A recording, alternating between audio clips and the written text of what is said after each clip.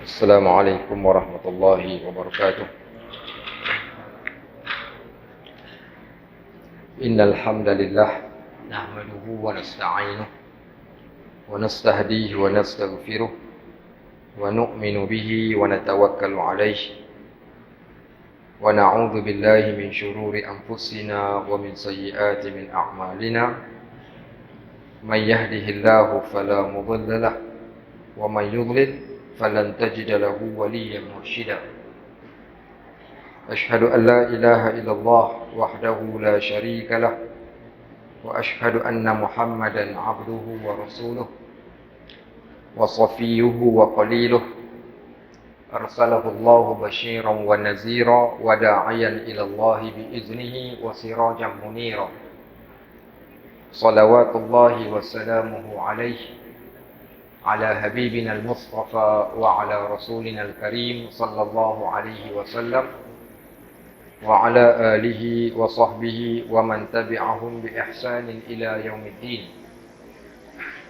اللهم فقهنا في الدين وعلمنا التأويل.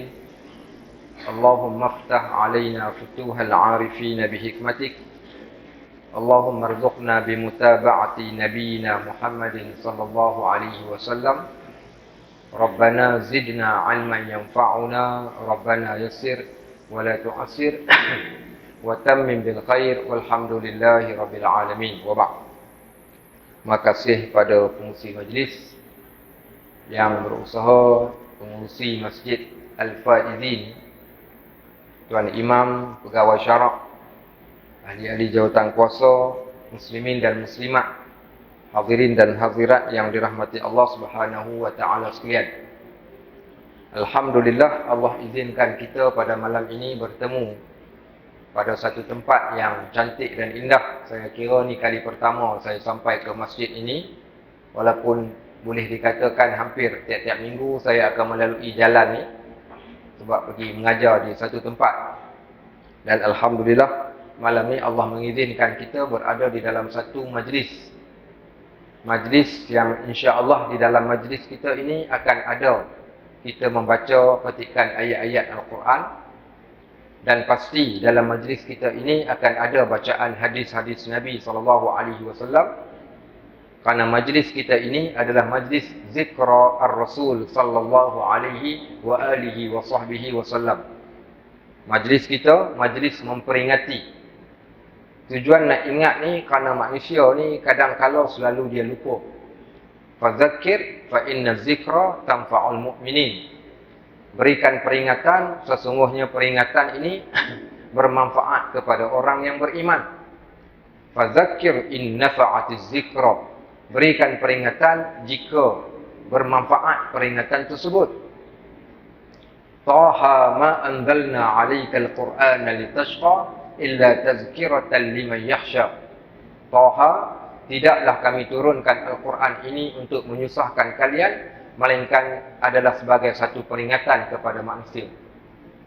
Saya mulakan dengan satu senario yang berlaku lebih kurang sekitar 5-6 tahun yang lampau.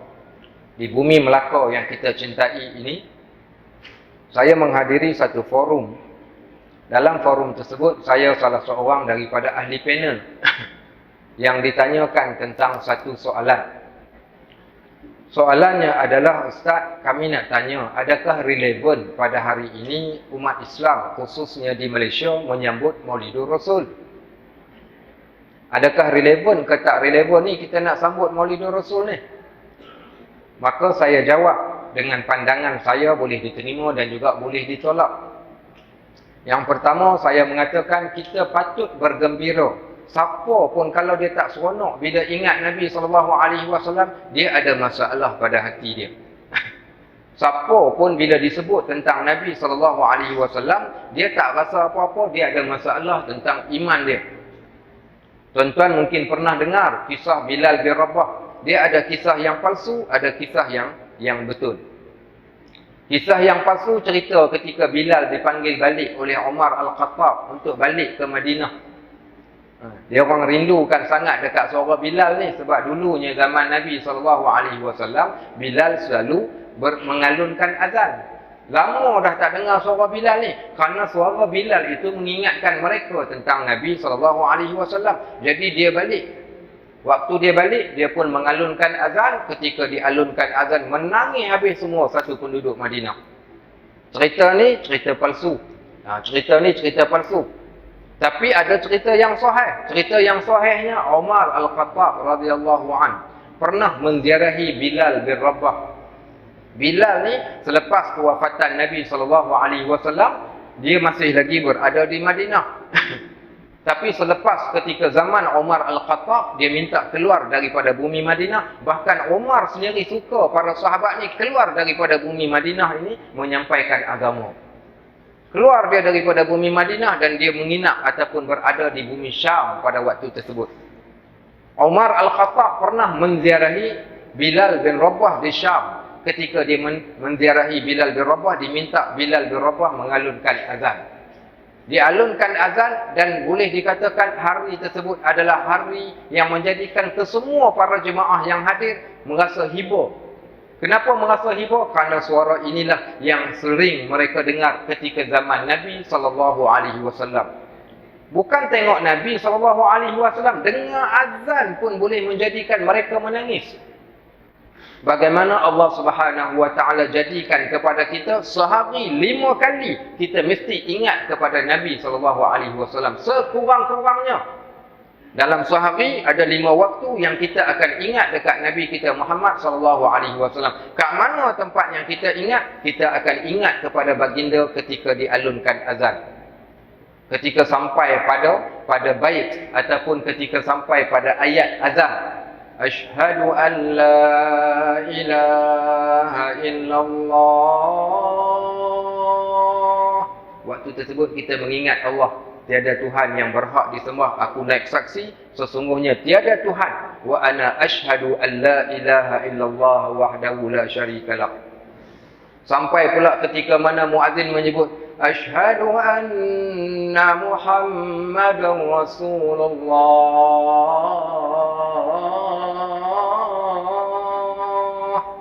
Ketika mana kita mendengar saja laungan azan daripada muazzin yang melaungkan, apa kita kata? Wa ana asyhadu anna Muhammadan abduhu wa rasuluh raditu billahi rabba wa bil islami dina wa bi Muhammadin nabiyyan wa rasulah.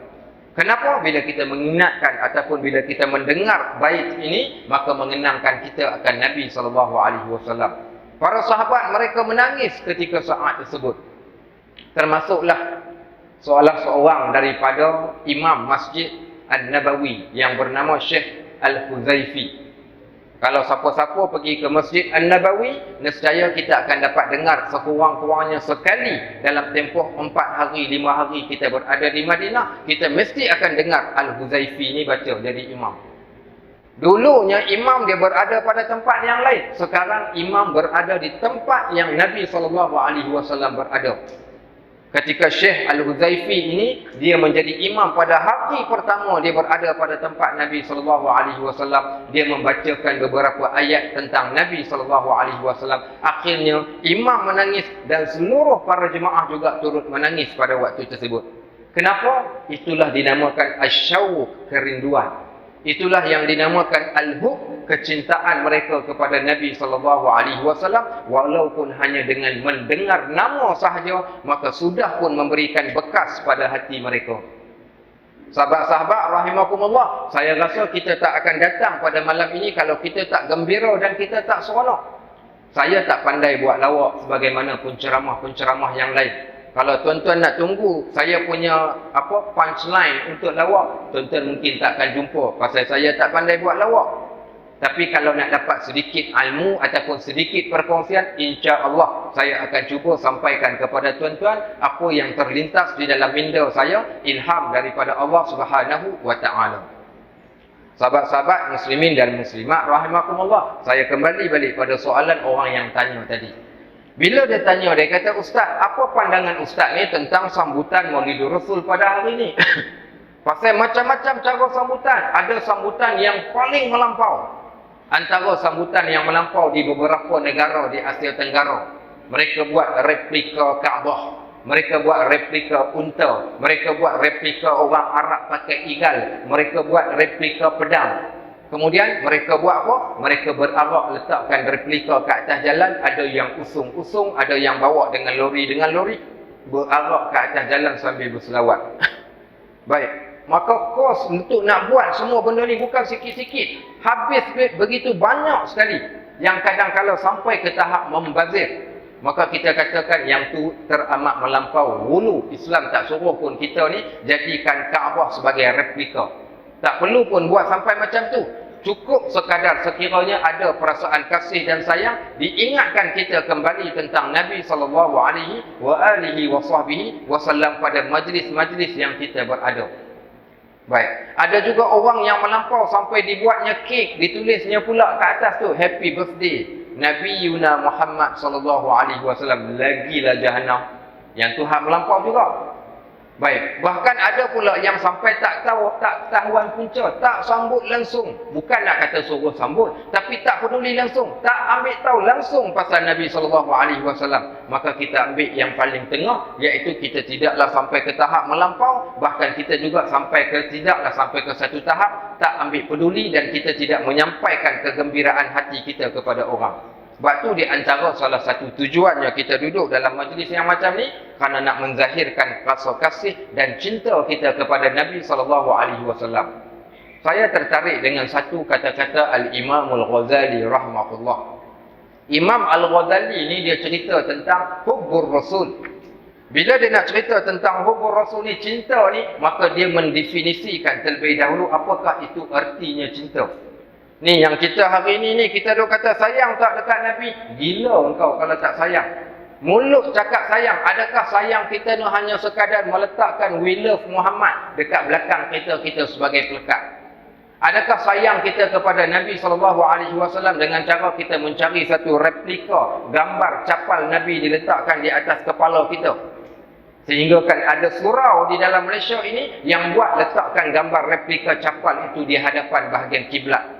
Sampai macam tu sekali. Adakah begitu yang dikehendaki untuk menggambarkan rasa cinta dan sayang ini? Maka Imam Al-Ghazali dia nak mendefinisikan cinta ini, dia bawa satu kisah yang amat-amat terkenal di dalam negara Arab. Tuan-tuan pun mungkin pernah dengar. Kisah apa? Iaitu kisah, kalau kita katakan cerita pasal cinta ni, ada dua nama yang cukup terkenal. Siapa dia dua nama yang terkenal ni? Bila kita cerita tentang cinta ni, saya cakap tengok. Dua nama ni. Siapa dia dua nama ni? Siapa dia? Laila dengan Majnun. Baik. Di antara Laila dengan Majnun ni, siapa lelaki, siapa perempuan? Ada orang dia terbalik, dia tak tahu, dia kata Majnun tu perempuan. Tak. Laila perempuan, Majnun lelaki. Apa cerita Laila dengan Majnun ni? Majnun ni bukanlah nama dia Majnun. Dia bernama Al-Qais. Nama Majnun ni, nama dia Qais.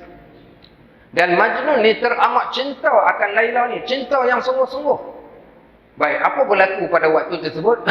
Imam Ghazali cerita, dia kata setiap hari ni Majnun ni ketika waktu malam dia akan duduk dekat tingkap. Waktu ketika bulan tengah mengambang ni, dia duduk dekat tingkap, dia tengok bulan. Orang duk lalu ni, orang duk tengok si Majnun ni duk tengok dekat atas ni. Orang tanya dia, Qais, apa kau tengok? Kata si Qais ni, tengok Laila lah. Mana Lailanya? Itu bulan bukan Laila. Dia kata tidak, pada bulan itu adanya Laila. Yang ni yang dikatakan hub tadi. Cinta tadi sampai ke satu tahap, tengok bulan pun dia nampak muka Laila. Apa yang menjadikan kita ingat dan kasih kepada Nabi SAW? Sahabat-sahabat Nabi SAW, dia tak tinggalkan kepada kita capal untuk kita junjung. Tidak. Dia tak tinggalkan kita pedang untuk kita pergi cari. Dia tak tinggalkan untuk kita rumah, untuk kita pergi ambil berkat daripada rumah dia. Dan dia juga tidak tinggalkan harta benda dia yang lain untuk kita pada hari ini. Kerana ada orang semalam kami sebut di satu tempat, ada orang daripada Malaysia ni sanggup bersusah payah berjalan ataupun naik kapal terbang daripada Malaysia pergi ke beberapa negara Arab. Hanya dengan satu tujuan. Apa tujuannya? Nak cari kuda baka kuda Nabi SAW. Sampai macam tu. Kita tak dituntut pun untuk nak cari benda tu semua. Tapi apa yang kita tuntut? Kita dituntut untuk meraih harta warisan yang Nabi SAW tinggalkan. Apa yang Nabi SAW tinggalkan dekat kita ni? Baginda SAW tinggalkan 3 benda dekat kita. Tiga benda yang Nabi SAW tinggal. Yang pertama adalah al-ulama warasatul anbiya. Ulama ini adalah pewaris kepada para nabi. Kat mana tempat ada ulama, tuan-tuan kena sayang dekat ulama ini sebagai tanda kasih dan sayang kita kepada Allah dan Rasul. Dengan sayang warisan Nabi SAW adalah ulama. Ulama mana? Ulama yang menepati piawaian Al-Quran dan Sunnah. Satu. Yang kedua, kata Nabi SAW, wa innal anbiya la yurisu dinaran wala dirhaman. Sesungguhnya para nabi-nabi ini dia bukan mewariskan wang ringgit untuk kita. Dia tidak mewariskan barang-barangan dia kepada kita. Selepas daripada kewafatan Nabi SAW, apa yang baginda tinggalkan? Dia tinggalkan seekor keldai dia yang bernama Duldul. Nabi SAW ada seekor keldai, nama keldai itu Duldul. Nama keldai dia. Baik. Kemudian apa dia buat? Semua barang yang dia tinggal, keldai dia dan juga barangan-barangan dia yang kecil-kecil, antaranya bekas-bekas makanan, termasuk capal dia pada waktu tersebut, diberikan kepada seorang khadam Nabi SAW. Siapa dia khadam tersebut? Khadam itu bernama Anas bin Malik radhiyallahu anhu. Anas ni lama sungguh dia duduk dengan Nabi SAW ni. Dia kata, aku berada menjadi khadam kepada Nabi SAW ketika berusia 9 tahun. Dan ketika saat Nabi SAW wafat, aku berusia 20 tahun pada waktu tersebut. Dia kata sepanjang hampir lebih 10 tahun aku berada dengan Nabi SAW. Wala dharabani wala syatamani. Tak pernah sekali pun Nabi SAW pukul aku. Jangan kata pukul. Wala syatamani. Tak pernah sekali pun dia mencerca aku. Bahkan wala uffin. Tak pernah sekali pun Nabi SAW mengungkapkan perkataan ataupun kepada Anas bin Malik yang menjadi khadam kepada dia. Anas bin Malik radhiyallahu anhu menceritakan tentang kebaikan Nabi SAW. Kata Anas bin Malik radhiyallahu anhu, dia kata satu hari dia kata Nabi SAW minta aku pergi ke pasar untuk membeli sesuatu. Baik. Aku pun pergi ke pasar, dia kata. Ketika saat aku pergi ke pasar, akhirnya on the way nak pergi ke pasar, aku melihat ada kanak-kanak sedang bermain di tepi jalan. Anas ni dia budak-budak lagi. Bila dia tengok kanak-kanak duk bermain, apa dia buat? Jadi dia pun terlekau, dia pergi duduk termenung duk tengok budak-budak duk bermain. Akhirnya kata Anas, aku terperasan ada orang datang daripada belakang dan memegang belakang aku. Kemudian aku pun menoleh ke belakang dan aku mendapati Nabi SAW tersenyum kepada aku dengan berkata, wahai Anas, pergilah ke pasar, belikan apa yang aku minta engkau belikan. Seronoknya dia bagaimana Nabi SAW tak marah sedikit pun. Baik, bahkan diceritakan lagi dalam kisah-kisah yang lain. So, apa kita nak cerita ni? Cerita berkaitan tentang Anas bin Malik radhiyallahu anhu tadi yang kita katakan. Maka Anas, semua barang-barang Nabi SAW ni diberikan kepada Anas kerana jasa dia menjaga barangan-barangan tersebut. Akhirnya ke mana perginya? Allahu a'lam, kita tak disuruh cari pun. Tapi disuruh cari apa? Yang pertama, cari dulu pewaris Nabi SAW. Siapa dia? Hari ini adalah di kalangan para alim ulama. Tuan-tuan tak rasa takut ke? 2-3 menjak mutakhir ini ramai di kalangan alim ulama yang dah pergi meninggalkan kita. Nama-nama yang besar di dalam negara Islam, bahkan di dalam negara kita sendiri pun ramai di antara alim ulama yang telah pergi meninggalkan kita. Dan apa bahayanya bila mana para alim ulama ini mati? Kata Nabi SAW, Inna Allah la yakbidul ilm intiza'an yantazi'u minal ibad, walakin yakbidul ilm biqabdil ulama. Sesungguhnya Allah Subhanahu wa taala ni satu hari kelak Allah akan cabut ilmu ni. Tuan-tuan tahu tak, ilmu yang ada dekat kita pada hari ni, satu hari kelak ilmu ni akan hilang. Hadis Huzaifah bin Yaman, dia ceritakan apa? Dia kata, di akhir zaman ni sampai ke nak cari orang yang menyebut perkataan Allah teramat susah. Huzaifah bin Yaman dia cerita. Siapa dia tuan-tuan? Huzaifah bin Yaman ni, Huzaifah al-Yamani ni, dia di antara amin sir kepada Nabi SAW. Dia ni siapa dia? Dia adalah situ usaha sulit Nabi SAW. Semua cerita pasal orang munafik ni ada di dalam kocek dia. Cerita-cerita tentang akhir zaman banyak dia meriwayatkan hadis. Dia kata, aku dengar Nabi SAW ceritakan kepada aku, di akhir zaman kelak Islam ni ataupun perkataan Allah ni akan mula hilang daripada bumi beransur-ansur. Perkataan Allah ni, perasan tak tuan-tuan hari ni? Dulu-dulu kalau kita tengok zaman mak-mak kita dulu, saya ingat lagi perkataan mak saya. Bila dia nak panggil kita, dia nak sebut apa-apa kat kita, dia kata, Ya Rabbi, budak ni, Ya Rabbi. Selalu dengar tak Ya Rabbi? Selalu dengar. Apa makna Ya Rabbi? Ya Tuhanku. Lepas pada generasi Ya Rabbi itu habis, datang generasi selepas mak kita pula, Ya Allah, Ya Tuhanku. Selalu tak mak kita sebut? Selalu. Datang pula generasi yang kedua dah habis, mai pula generasi yang ketiga, generasi mak-mak ataupun generasi tahun 2000. Selepas daripada Ya Rabbi, daripada Ya Tuhanku, jadi pula datang. Waktu tu orang dah mula belajar. Ada yang mengaji sekolah konvent, tak mengaji konvent pun dia dah mula dah didedahkan dengan perkataan English. Terpengaruh pula dengan cerita, oh my English pula. Dah waktu tu tak sebut lagi dah Ya Rabbi. Ya Tuhanku pun dah tak sebut. Apa yang disebutnya? Oh my God. Okey, baik. Perasan tak? Tahun 2000, 2010, oh my God. Agak-agak tuan-tuan, last kali apa berlaku? Tahun 2020 berlaku satu pertukaran yang lain. Daripada Ya Rabbi, Ya Tuhanku, kemudian oh my God. Tuan-tuan tahu zaman hari ini apa berlaku? Orang dah tak sebut lagi oh my God, panjang sangat. Sekarang anak-anak muda kita hanya menyebut OMG sahaja. Tuan-tuan tahu apa dia OMG? Oh my God, tapi disingkatkan jadi OMG. Macam itulah dengan Nabi kita Muhammad SAW.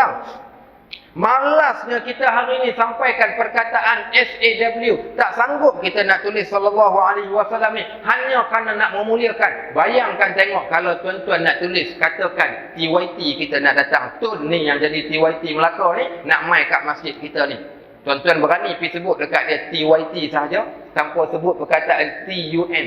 Tun yang terutama, tuan yang terutama. Tak sanggup kita. Dia datang, dipersilakan TYT kita. Tak bersopan kita kata. Pasal kita panggil TYT. Ada orang yang ada pangkat datuk pun. Kalau kita tahu dia ada pangkat datuk, kita akan panggil dengan datuk. Tiba-tiba Nabi kita Muhammad SAW ni, kita hanya tulis SAW. Jumpa dekat pengurusi masjid Hak Jahil. Apa dia baca? Okey, malam ni kita akan sambut majlis sambutan Maulidur Rasul untuk junjungan besar Nabi kita SAW. Jahanam tepuk dahi kita. Dia sebut SAW. Pernah berlaku di satu negeri, saya tak sebutlah negeri mana. Saya nak pergi ceramah Maulidur Rasul. Jadi pagi tu duduk dengar ceramah daripada radio satu negeri ni. Satu orang VVIP ni, dia baca teks yang diberikan pada dia, ucapan perasmian Majlis Maulidur Rasul. Dia pun baca, dia kata, Alhamdulillah, hari ini kita rasa berbahagia, berbangga kerana kita dapat menyambut hari kelahiran junjungan besar Nabi kita Muhammad Subhanahu wa ta'ala. Pasal apa Subhanahu wa ta'ala? Dia pergi hantam SAW, dia pergi baca Subhanahu wa ta'ala. Itu yang kita katakan, pasal nak buat shortcut sangat, macam itulah jadinya. Saya cerita ada 4-5 malam yang lepas di satu tempat. Saya cerita, saya kata saya ambil satu subjek ketika berada di Syria dahulu. Kami belajar subjek sirah. Jadi saya belajar subjek ni, kita pun dah study, dah hafal, dah semua dah. Kemudiannya pula, masuklah hari exam. Bila hari exam tu tak apalah. Kita pun tulis. Dah siap hantar. 2 minggu lepas tu, keputusan naik dekat satu papan kenyataan. Pensyarah kita ni, pergi lekatkan dekat situ. Kami ada 3 orang pelajar Melayu. Muhammad Fadil, Muhammad Luqman dan Muhammad Najib. 3 orang. Saya Muhammad Najib. Saya pun pergi tengok Muhammad Fadil 68. Saya kata biasa. Muhammad Fadil 70 lebih. Saya kata okey. Okey, baik. Saya rasa mungkin lebih. Tengok pula Muhammad Najib, tiba-tiba tengok saya dapat telur ayam. Dapat kosong. Saya geleng kepala, saya kata mengucap panjang kita, biar betul aku dapat kosong. Bodoh-bodoh kita pun tak kalah kosong gamaknya kot. Saya tanya dia, Padin, kau dah pergi tengok dah kau dapat berapa? Itulah kami pelik. Asal macam mana kau dapat kosong, kau tak submit ke paper? Saya kata saya dah hantar dah semua ni. Dia kata pergi jumpa pensyarah. Kita pun pergi jumpa pensyarah. Assalamualaikum. Waalaikumsalam warahmatullahi. Syubidak. Dia tanya, nak apa? Wallahi ya Sidna. Saya kata kat dia, tuan. Okey, Syekh.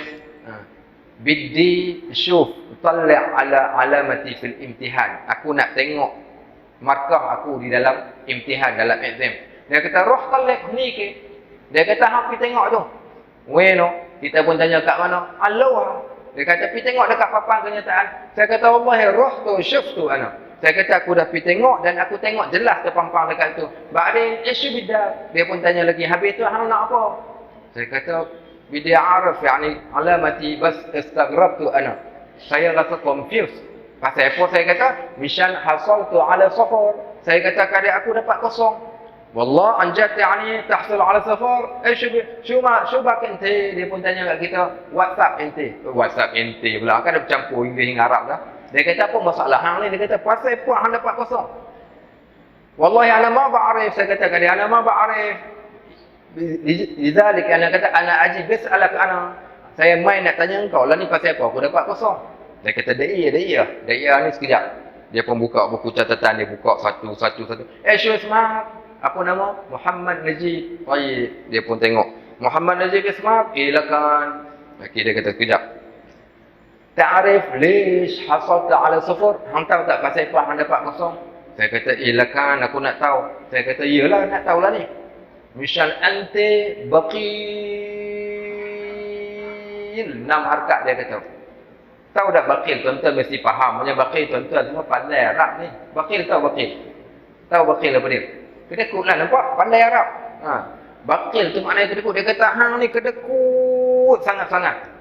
Saya gaul kepala apa kaitan kedekut dengan dapat kosong ni. Saya kata wallahi ma faham ta'ala. Aku tak tahu, tak faham apa maksud kedekut tu tadi. Ente ta'ra hadis, hang baca dah hadis. Syu hadis? Hadis apa? Kita tanya dia. Dia kata hadis al-baqil idza shalla alayya lam yusalli. Orang yang baqil ini orang yang bila diselawat ke atas aku, maka nescaya dia tidak akan berselawat ke atas aku. Itulah orang kedekut. Saya kata syudaqal alai. Saya kata kat dia apa masalah dengan aku ni, apa kaitan dengan aku? Ente bidak ta'rif, hang nak tahu apa kaitan dengan hang? Ente ta'rif isyu katabta ente. Dia kata kau tulis apa kat dalam kertas tu? Saya kata wallahi ana ma katab tu aku dah jawab. Engkau tengok kan? Dia kata ana syuftu war'atak. Aku dah tengok kertas engkau. Ana syuftu ente mush muaddab, ente alil adab. Hang ni tak beradab, dia kata. Saya pun dah jadi merah muka, takut dah hal pula. Dia kata saya tak beradab. Saya kata lish LCD pasal apa? Dia kata hang tahu tak hang tulis apa kat dalam paper? Kat dalam paper ni punyalah korang bahasa utara. Dia kata hang ni memang korang ajak. Kalau Melaka dia kata lah habau punya budak. Memang korang ajak hang ni. Korang ajak kat mana? Hang tahu tak hang tulis apa? Hang tulis Muhammad. Kemudian hang buat 2 kurungan. Dalam 2 kurungan tadi tu hang letakkan short. Apa makna short yang saya letakkan kat situ? Maknanya sallallahu alaihi wasallam, tapi tangan ni jadi malas sangat-sangat. Nak lengkapkan dia, nak jadikan dia sallallahu alaihi wasallam, tangan ni malas. Yang pertama mulut malas nak berselawat, satu hal dah. Sampai ke tahap tangan pun malas juga. Itu pun gagah, bukan main lagi nak duduk satu syurga dengan Nabi SAW. Nak tulis tangan pun malas, nak sebut mulut berselawat pun malas. Tiba-tiba nak datang jumpa Nabi SAW. Kau nak datang pergi minta syafaat. Semua kita-kita yang ada pada malam ni, semua kita akan pergi jumpa Nabi SAW. Bila kita pergi jumpa Nabi ni, apa kita akan kata kali pertama? Kita akan berkata kepada Nabi SAW, Ya Rasulullah, ana min ummatik isfi'ni. Wahai Rasulullah, aku ni umatmu, berikan syafaat engkau kepada aku ya Rasulullah. Tuan-tuan, agak-agak Nabi SAW ni kenal ke tak kenal ni kita ni?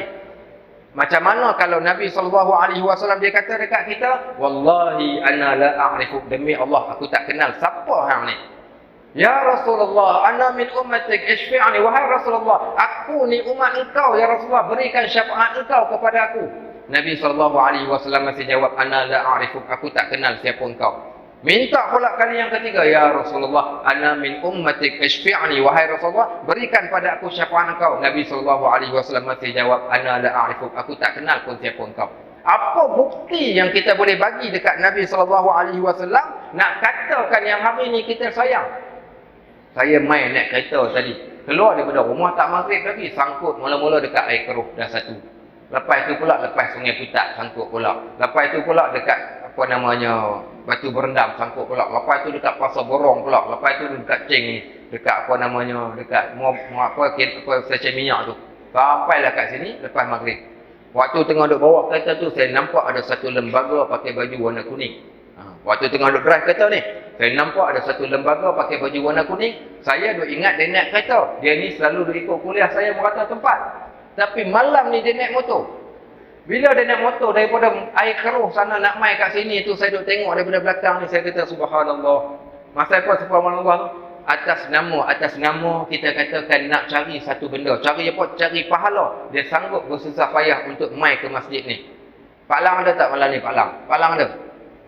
Ada seorang lagi tapi saya tak pasti dia ada ke tak ada. Kadang-kadang selalu ikut kuliah saya ni, dia adalah OKU. Dia OKU tuan-tuan. Malam ni saya tak pasti dia ada ke tak ada. Pak Lang kalau ada sila angkat tangan dalam ni. Baik. So, tapi bila kita tengok kesungguhan dia orang ni, maka at least kita boleh buktikan tanda hari ni kami ada perasaan kasih, perasaan sayang kepada Nabi SAW. Ni malam ni kami ada. Kami sanggup bersusah payah, walaupun susah payah kami ni apalah sangat nak banding dengan susah payah para sahabat. Tuan-tuan tahu macam mana para sahabat ni nak menunjukkan bagaimana mereka concernnya, sayangnya mereka dekat Allah dan Rasul ni, sehingga kan ada yang datang sanggup mengangkat, menjengkitkan tumit kaki ni supaya bila berdiri sebaris dengan orang dewasa. Siapa mereka? Anak-anak ni, sebesar anak-anak kita yang ada hari ni. Belasan tahun, yang usia 11 tahun, 12 tahun. Kenapa teringin nak menjadi para jurid tentera Nabi SAW? Minta izin, confirm tak dapat. Akhirnya apa mereka buat? Mereka datang masuk di dalam perbarisan. Duduk dalam perbarisan Nabi SAW ni supaya nampak macam orang dewasa. Dia angkat tumit kaki, angkat tengkuk bagi tinggi. Nabi SAW ada sahabat yang Nabi terima, ada sahabat yang Nabi tolak. Dua orang budak, nama dia seorang bernama Rafiq, seorang bernama Samurah dalam peperangan Uhud. Rafiq dengan Samurah ni pernah minta nak masuk perang Badar. Nabi reject SAW.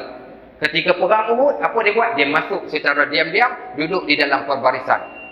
Sampai dekat Rafiq, Nabi SAW terima Rafiq. Dan sampai dekat Samurah, Nabi tolak dada dia. Engkau tak boleh masuk, pasal engkau budak-budak sangat lagi. Kalau kita lah kita katakan pada malam ni, kalau kita katakan kita tak payah datang, mungkin seronok kita. Apa berlaku dekat Samurah ni bila dia ditolak oleh Nabi SAW? Dia menangis teresak-esak pasal tak boleh berkhidmat untuk Nabi SAW. Nabi SAW bertanya kepada dia, walimal buka ya Samurah? Samurah, pasal apa hang menangis? Kenapa engkau menangis? Jawab Samurah pada waktu tersebut, ya Rasulullah, qabilta rafi'at ma'anni asra'a minhu ya Rasulullah. Dia kata, ya Rasulullah, engkau terima kawan aku Rafiq, sedangkan aku lebih kuat lagi daripada dia. Akhirnya kedua-dua mereka diminta untuk bergusti. Nabi SAW melihat mereka ni orang yang amat kuat. Akhirnya diterima masuk kedua-dua mereka di dalam tentera Islam. Sebab sayang tu tadi. Tuan-tuan pernah baca perang Khaybar. Di dalam peperangan Khaybar ni, ketika berkumpul di luar kota Khaybar, waktu tersebut orang Yahudi duduk dalam kota, orang Islam berada di luar kota. Nabi SAW dia berkata, aku akan serahkan rayah bendera ini, panji-panji ini kepada seorang sahabat yang mana dengan tangannya lah akan membawa Islam akan menang di Khaybar ini. Baik, semua sahabat-sahabat tu merasakan siapalah gerangan orang tu. Ketika waktu malam, kata beberapa orang sahabat ni, kami dah tak boleh tidur malam sebab kami nak tahu siapakah mereka. Keesokan hari ramai-ramai para sahabat datang, ya Rasulullah, berikan bendera kepada aku, berikan bendera kepada aku untuk kami tawankan kota Khaybar yang dimiliki oleh orang Yahudi pada waktu tersebut. Akhirnya kepada siapa diberikan? Nabi SAW memanggil Ali pada waktu tersebut. Nabi tanya, Ali mana Ali? Dia orang kata Ali kena sakit mata. Nabi kata, arsilu ilayya, bawa Ali tu dekat aku. Akhirnya mereka datang bawa Ali radhiyallahu an yang pada waktu tersebut dia sakit mata, kedua belah mata dia sakit. Nabi SAW meludah di atas kedua belah mata Ali radhiyallahu an, akhirnya matanya seumpama tak ada dapat sakit sekalipun. Akhirnya diberikan bendera tersebut kepada Ali dan Ali mencapai kemenangan, iaitu dia berlawan dengan seorang lelaki Yahudi. Kekuatan dia menyamai 10 orang lelaki, tetapi dengan sekali pukulan daripada Ali, gedebak dia jatuh. Okey. Poin nak ceritakan bagaimana mereka waktu tersebut, apa yang mereka buat dengan apa yang kita buat. Sikit sangat kita buat, tapi sekurang-kurangnya dengan sikit ini bukti dan tanda kasih dan cinta kita kepada Nabi SAW. Sahabat-sahabat, kalau ditanya, kalaulah Nabi SAW nak kenal kita, tahu macam mana Nabi SAW kenal akan kita? a'rifu ummati ala qadri salawatihim alai. Aku boleh kenal umat aku yang pertama dengan kadar berapa banyak mereka berselawat ke atas aku. Satu. Yang kedua apa dia? A'rifu ummati, aku kenal umat aku dengan itba'us sunnah, orang-orang yang mengikuti jejak langkah dan sunnah Nabi sallallahu alaihi wasallam. Dua dah Nabi sallallahu alaihi wasallam kenal kita dengan dua benda tersebut. Baik, yang ketiga, darjat yang paling tinggi. Sesiapa pun kalau dia bertanya soalan, ya ustaz, macam mana cara kita nak dapat duduk sama level dengan Nabi sallallahu alaihi wasallam kat dalam syurga? Soalan ni bukan soalan yang pertama ditanya. Ada sahabat yang telah pun mendahului kita, dia telah bertanya soalan ini kepada Nabi sallallahu alaihi wasallam. Siapa sahabat ini? Kami pernah ceritakan pada beberapa malam yang lepas juga. Kisah seorang sahabat. Sahabat ni dia dipanggil Abu Firas. Siapa dia ni? Dia ni adalah khadam kepada Nabi sallallahu alaihi wasallam. Kata Abu Firas ni, dia kata seorang sahabat nama dia Uqbah. Uqbah ni dia ni adalah salah seorang khadam kepada Nabi sallallahu alaihi wasallam. Dia kata satu malam ni, dia kata aku bersama dengan Nabi sallallahu alaihi wasallam dan aku dapat tidur bersama-sama dengan Nabi sallallahu alaihi wasallam pada malam tersebut. Siapa dia ni? Khadam Nabi sallallahu alaihi wasallam. Kemudian apa dia kata? Kemudian di waktu tengah malam, maka aku telah menyiapkan air wuduk Nabi sallallahu alaihi wasallam untuk baginda mengambil wuduk.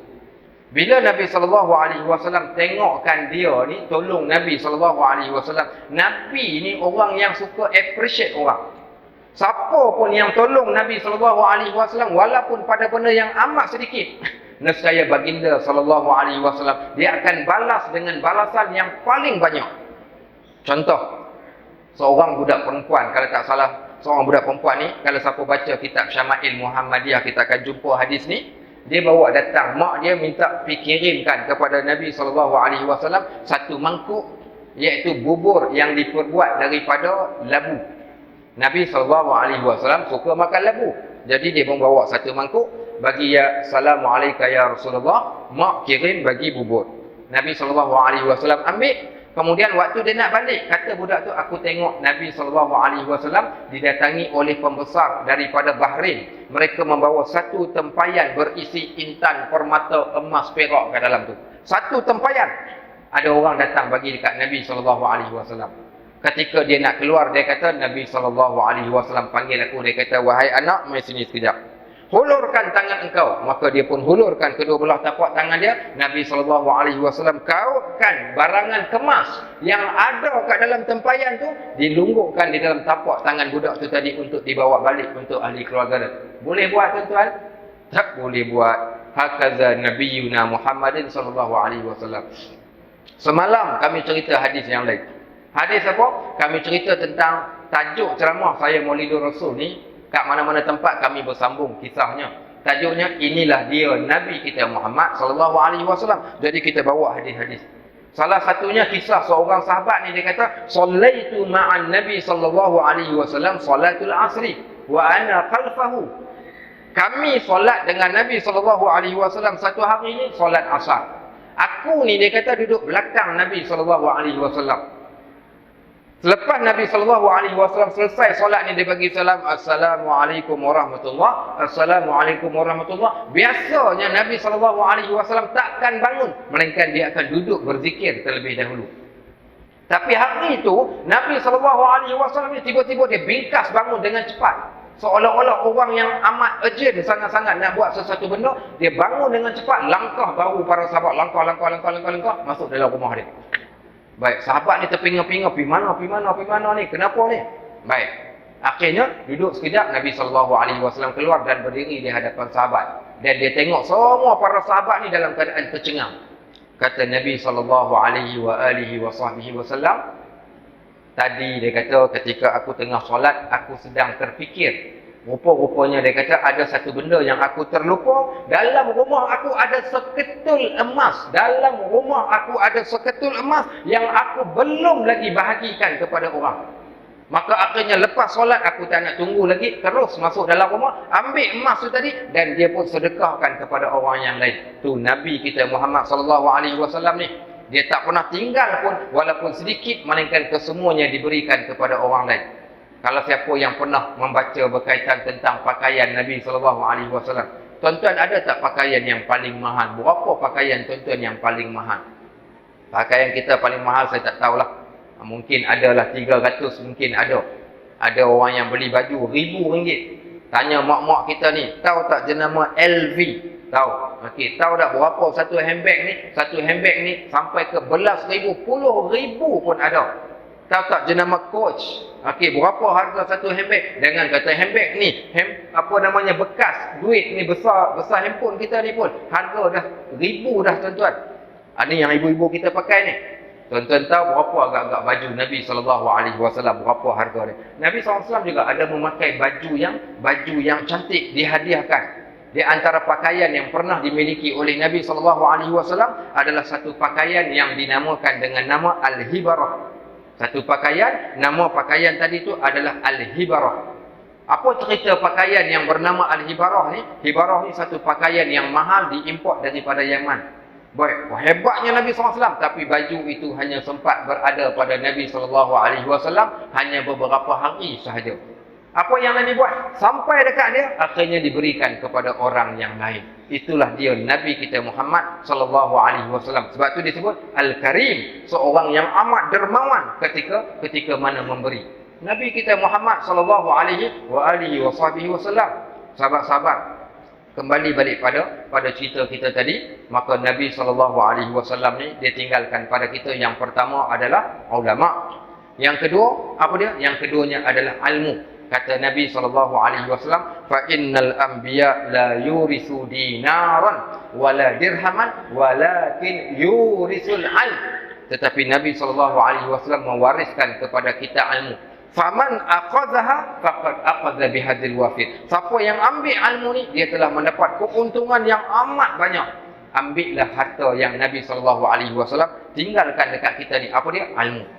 Siapa yang ambil ilmu lebih baik lagi daripada capal ke, daripada pedang ke, daripada baju ke, daripada rumah ke, daripada apa-apa bekas sekalipun, kerana ilmu itulah yang akan memandu kita dan menjadikan kita sampai kepada Allah dan juga sampai ke akhirat dalam keadaan yang selamat.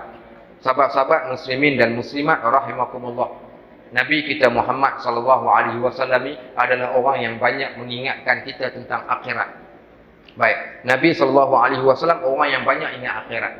Saya nak sambung, ada satu perbincangan yang kami bincang dalam buku baru-baru ni tentang sehari di dalam kehidupan Nabi SAW. Tuan-tuan tahu macam mana cara Nabi SAW tidur? Sajalah, kita nak cerita hak kecil-kecil, hak simple, hak kita senang ikut. Baik, pernah tahu tak macam mana cara Nabi SAW tidur? Saja je lah nak tanya, siapa nak? Adik-adik kita tahu tak? Saya tanya adik kita ada kat tiang ni, ustaz bagi hadiah, don't worry. Okey, sekejap lagi ustaz bagi hadiah. Tahu tak macam mana Nabi SAW tidur? Tahu tak? Tak tahu. Di kalangan adik-adik ni siapa nak jawab? Tahu macam mana cara Nabi SAW tidur? Siapa tahu angkat tangan? Tak tahu. Kamu kena tahu ni, kalau tak sayang kita umat Nabi SAW, tidur Nabi, berjalan Nabi, takkanlah sampai kita tak tahu. Semalam saya tanya satu tempat sebab berkaitan tentang rambut Nabi. Malam ni cara Nabi SAW tidur. Takkan nak kena tanya mentadak-mentadu macam mana kita tidur, bukan? Baik, di sana kita baca beberapa hadis. Saya baca hadis daripada Al-Barra' bin Azib. Barra' bin Azib ni anak muda yang hidup di zaman Nabi SAW. Dia kata anna Nabiya SAW kana idza aqadha madja'ahu. Nabi SAW ni apabila dia berada di atas tempat pembaringan dia, maksudnya dia nak tidurlah, wada'a kaffahul yumna ala tahta qaddih. Nabi SAW akan letakkan tapak tangannya ni di atas bawah pipinya. Okey, baik. Kemudian waqala, kemudian dia bacakan doa. So, macam mana sunnah ketika Nabi SAW tidur ni? Baginda SAW dia tidur dalam keadaan menghadap ke arah kiblat macam orang duduk kat dalam kubur. Baik, kalau dah tidur macam tu, tuan-tuan, ketika mana nak tidur ni mengingatkan kita tentang kematian. Orang yang duduk dalam kubur tu, muka dia menghadap ke arah kiblat. Nabi SAW bila tidur, dia akan tidur di atas lambung kanan dan tapak tangan berada di bawah pipi dia. Nak pakai bantal tak apa pakai, tapi tapak tangan ni duduk dekat bawah pipi dia. Kemudian Nabi SAW berdoa dengan satu doa. Apa dia doa tidur? Bismikallahumma ahya wa amun ataupun amutu wa ahya. Yang tu yang kita selalu dengar. Tapi kalau siapa baca di dalam satu hadis yang lain, Nabi SAW membaca satu doa yang amat istimewa. Apa dia doa ni? Waktu tuan-tuan nak letakkan tapak tangan bawah pipi waktu nak tidur ni, tuan-tuan baca Rabbi qini azabaka yawma tab'asu ibadak.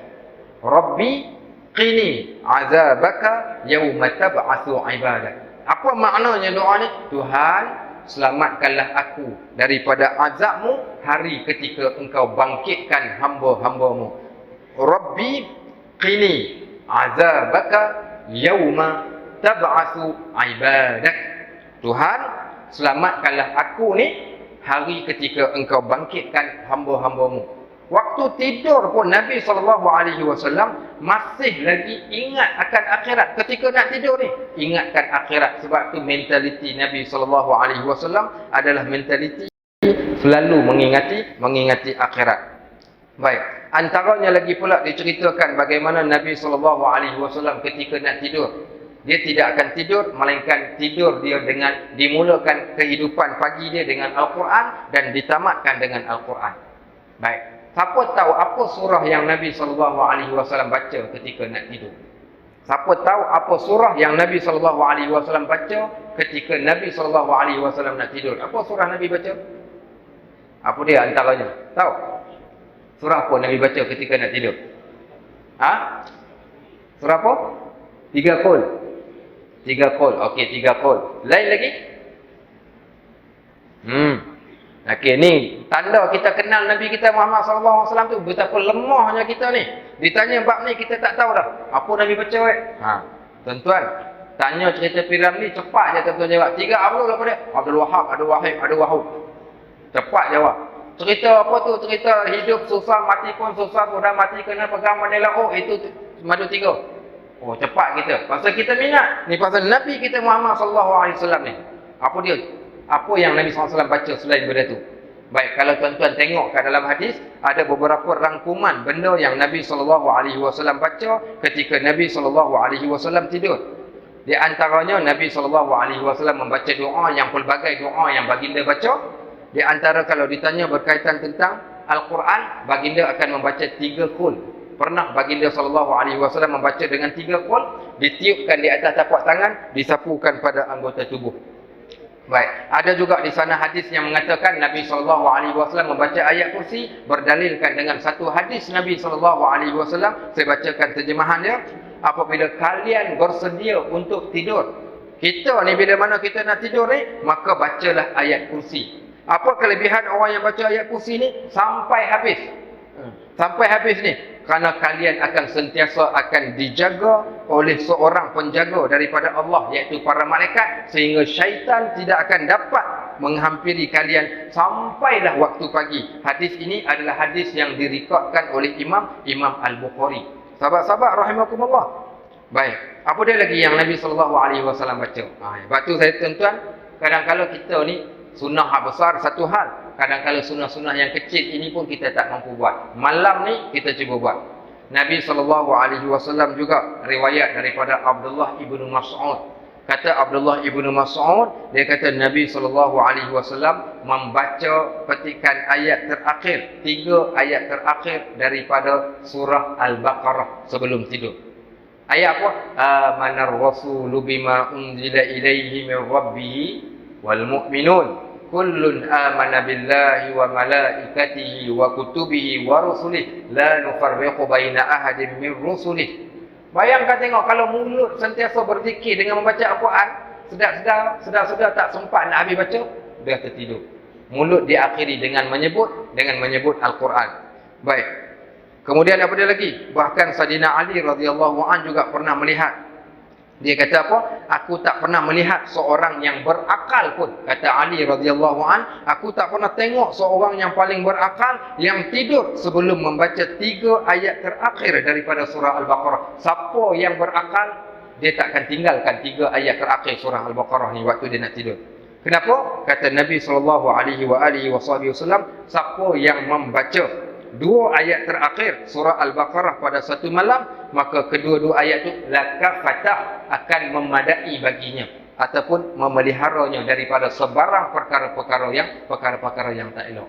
Ni orang yang baca 3 ayat terakhir daripada surah Al-Baqarah. Ali kata, aku kira orang yang tak berakal saja, dia tak nak buat benda ni. Baik, antaranya lagi apa? Ada di sana satu riwayat daripada Naufal bin Muawiyah, dia mengatakan bahawa Nabi SAW baca qul ya ayyuhal kafirun sebelum tidur. Ada juga qul ya ayyuhal kafirun. Bila ni? Ketika mana dia nak tidur. Bahkan dia katakan, maka Nabi SAW pernah bersabda, apabila kamu telah berada di tempat pembaringan kamu pada malam hari untuk tidur, maka bacalah qul ya ayyuhal kafirun. Sesungguhnya surah ini adalah pembebasan daripada syirik. Siapa yang baca surah tu akan dibebaskannya daripada syirik. Hadis riwayat Imam Ahmad, Tirmizi, Al-Hakim dan Al-Baihaqi. Ada juga qul ya ayyuhal kafirun. Apa dia lagi? Antaranya lagi pula, yang ni rare, jarang kita tahu. Kalau siapa baca hadis dia akan jumpa. Nabi SAW juga, hadis riwayat daripada Aisyah, Nabi SAW tidak akan tidur melainkan dibacakan surah Al-Isra, iaitu surah Bani Israel, dan surah Az-Zumar. Surah Al-Isra dan surah Az-Zumar. Baik, ada lagi riwayat yang lain, surah Ad-Dukhan. Ada lagi riwayat yang lain, surah Al-Waqi'ah. Surah Al-Waqi'ah juga ada. Bahkan ada juga di sana, iaitu surah Al-Hasyr, surah Musabbihat, surah As-Sajdah. Pendek kata, tak apalah. Conclusionnya, Nabi SAW tidak akan tidur melainkan dia akan membaca Al-Quran. Sebab tu semalam kami cerita tentang rambut Nabi SAW ni. Nabi ada uban kat atas kepala. Nabi SAW ada uban. Jumlah uban baginda, kata Anas bin Malik, 14 syaiban. Ada 14 helai uban. Kata Ibnu Abbas, dia mengatakan ashrina syaiban, ada 20 helai uban. Saat ketika mana mereka bertanya kepada Nabi SAW, maka kata Nabi, uban ke atas kepala aku beruban disebabkan pada Al-Quran, iaitu 5 surah daripada Al-Quran yang menyebabkan tumbuh uban di atas kepala Nabi kerana runsing memikirkan tentang ayat Al-Quran tersebut. Surah apa? Hud, Al-Waqi'ah, Al-Mursalat, Amma Yatasa'alun, dan juga surah At-Takwir. 5 surah daripada Al-Quran menyebabkan beruban kepala Nabi SAW. Hakadha Nabiyuna Muhammadin SAW. Itulah dia Nabi kita Muhammad SAW. Baik, yang terakhirlah saya cerita dekat tuan-tuan, agak-agak macam mana keadaan Nabi kita Muhammad SAW. Kita hari ni yang makan pagi nasi berani, tengah hari masak asam, malam kari kambing. Jom kita tengok pula bagaimana kehidupan Nabi SAW. Satu hadis daripada Ibnu Sirin, dicerita Muhammad bin Sirin, dia kata, kunna inda Abu Hurairah. Satu hari ni dia kata, kami duduk dekat dengan Abu Hurairah. Tuan-tuan tahu siapa dia Abu Hurairah ni? Abu Hurairah ni seorang sahabat, asal namanya Abdullah, hamba kepada patung berhala Lata. Bila dia masuk Islam, Nabi SAW tukarkan nama dia menjadi Abdurrahman. Nama dia Abdurrahman bin Saqar. Dia di antara sahabat yang paling banyak meriwayatkan hadis, sehingga nama dia terpampang di bahagian rawah. Di atas rawah tu ada nama Abu Hurairah radhiyallahu anhu. Kata Muhammad bin Sirin, seorang sahabat ni, dia kata, kami ni duduk dengan Abu Hurairah radhiyallahu anhu satu hari. Wa alaihi thawban mumasyaqqan min kattan. Dia pakai satu pakaian yang diperbuat daripada kain cotton, pakaian yang cantik. Abu Hurairah ni asal orang miskin, dia ni ashabus suffah. Tapi selepas wafat Nabi SAW, dia Allah jadikan dia kaya, dia pakai baju cantik. Baik. Fatamakhata fi ahadihima. Jadi apa dia buat? Dia buang hingus dia. Bila dia buang hingus dia ambil tangan baju dia ni, dia pilak dekat baju dia. Dia ambil tangan baju ni, dia lap dekat tangan baju. Bila sahabat tengok Abu Hurairah ni lap hingus dia dekat tangan baju yang cantik ni, apa kata sahabat? Dia orang kata waktu tersebut, baqin ya Abu Hurairah, ish Abu Hurairah. Dia kata, yatamaqqatu Abu Hurairah fil kattan. Sanggup dia kata baju yang cantik itu dilap hingus dia dekat baju tersebut. Sahabat terkejut. Pasal apa? Tak gamak kot baju mahal ni, tak kalah lak hingus. Apa ke respon sahabat tu dekat Abu Hurairah? Dia kata laqad ra'aituni wa inni la akhiru fi ma baina mimbar Rasul sallallahu alaihi wasallam. Aku nak cerita kat engkau wahai Abu Hurairah, apa yang berlaku ketika zaman Nabi sallallahu alaihi wasallam. Zaman Nabi dia kata satu hari dia kata aku ni dia kata jatuh dekat mimbar Nabi sallallahu alaihi wasallam. Dia kata maghsyian alai, macam orang nak pensan, macam itulah dia jatuh terbalik dekat depan mimbar Nabi sallallahu alaihi wasallam ni.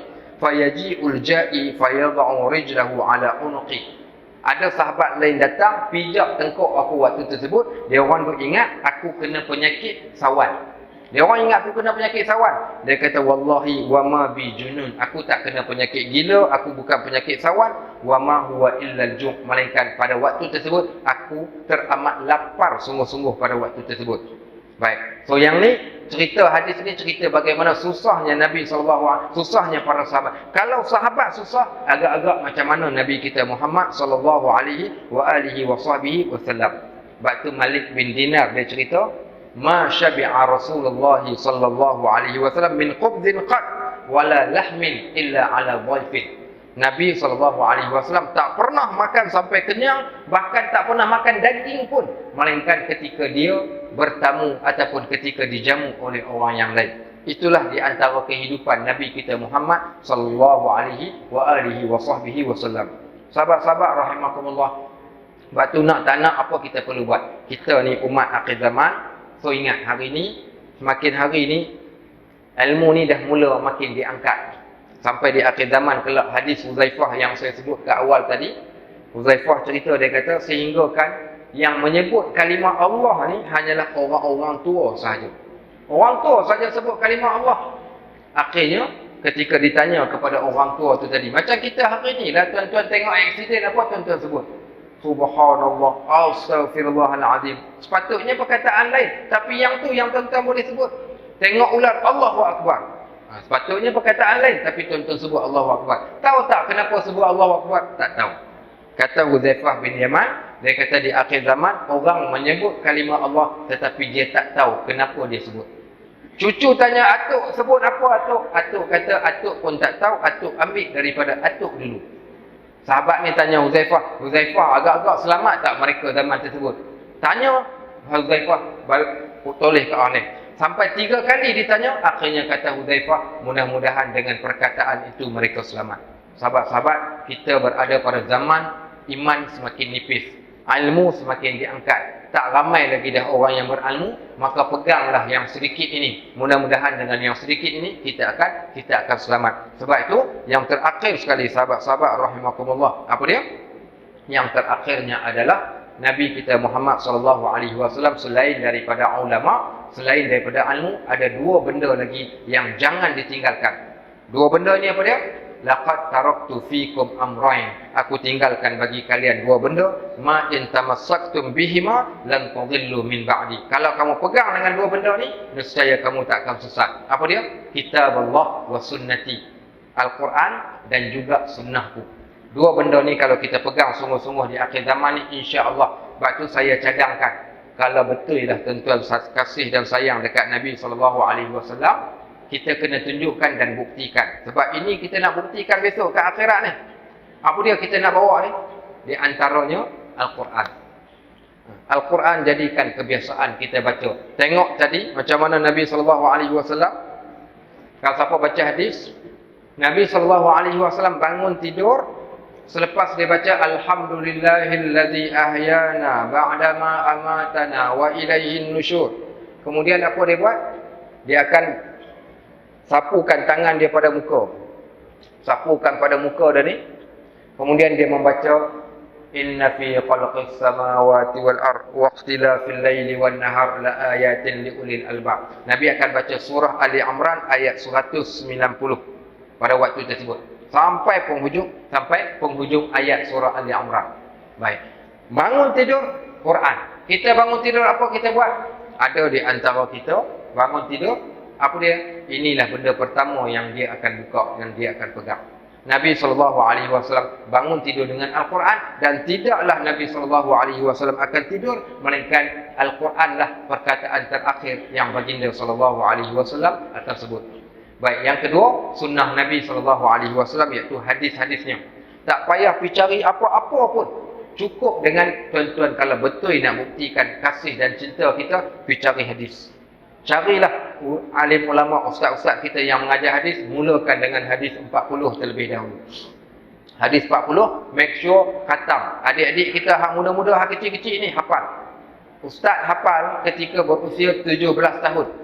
42 hadis daripada kitab hadis 40. Hadis paling panjang ustaz hafal selepas waktu asar sampai lebih kurang 30 minit ke 1 jam di atas bumbung rumah ketika belajar dekat Syria dahulu. Hadis yang paling panjang tu. Hadis 40, make sure habis hafal. Lepas hadis yang 40 pula, naik pula next, bacalah kitab Riyadhus Shalihin. Kalau tuan-tuan boleh baca kitab Riyadhus Shalihin, kitab yang kami panggil kitab air mata.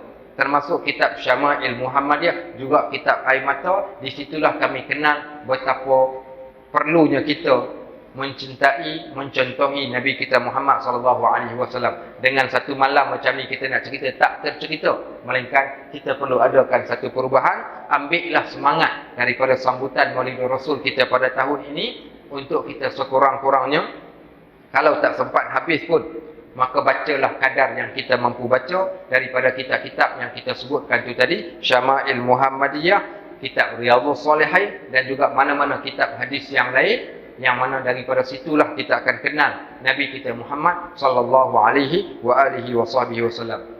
Sahabat-sahabat rahimakumullah, mudah-mudahan mendatangkan manfaat kepada kita semua. Saya mohon maaf atas sebarang kesilapan yang berlaku sepanjang saya menceritakan, menyampaikan apa yang saya sampaikan tadi.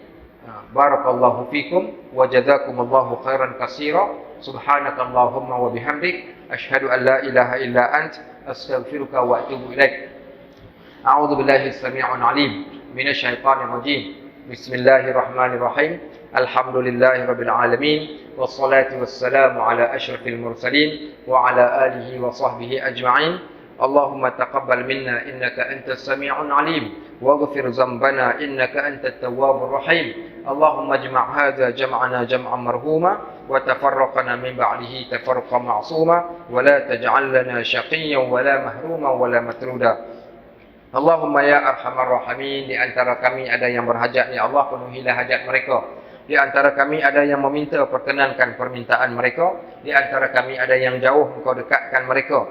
Di antara kami ada yang jahil, engkau alimkan mereka. Di antara kami ada yang keras, engkau lembutkan mereka. Di antara kami ada yang miskin, engkau kayakan mereka. Di antara kami ada yang susah, engkau senangkan mereka. Di antara kami ada yang sakit, engkau sembuhkanlah mereka. Birahmatika ya arhamar rahimin. Rabbana 'alaika tawakkalna wa ilaika anabna wa ilaikal masir. Allahumma inna nas'aluka wa natawajjahu ilaih an tusliha ummati sayyidina Muhammadin sallallahu alaihi wasallam. Allahumma aslih ummati sayyidina Muhammadin sallallahu alaihi wasallam. Ustur ummati sayyidina Muhammadin sallallahu alaihi wasallam. Irham ummati sayyidina Muhammadin sallallahu alaihi wasallam. Wajbur kasrati ummati sayyidina Muhammadin sallallahu alaihi wasallam. Ruddana ila dinina, dini sayyidina Muhammadin sallallahu alaihi wasallam. Wa sallallahu ala sayyidina Muhammad wa ala alihi wa sahbihi wasallam. Walhamdulillahi rabbil alamin.